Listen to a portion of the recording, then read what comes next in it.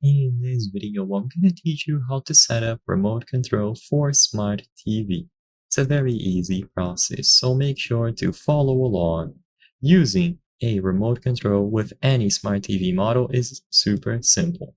When you have one of these universal smart TV remotes, usually they will have a bunch of buttons, like the numbers, labeled for each brand of TV.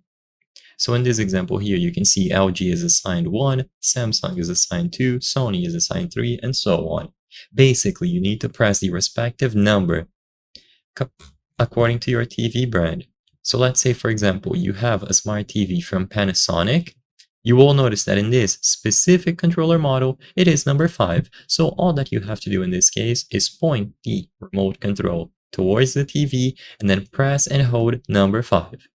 If you had a Vizio TV, you would press number 9. If you had a Hisense TV, you would press this button instead, JVC 0, TCL, this one, and so on. It's very simple to set them up, so you just press it down and hold it for a few seconds. Once it is done, after you hold it down and you see some sort of light blink, or you see the TV give you a notification, it is now ready to use, so you can use all of the other buttons available on the controller itself. If your controller doesn't have these labels here for each brand of TV, then most likely you will need to use a combination of buttons. For example, you might have to press the set button plus a number.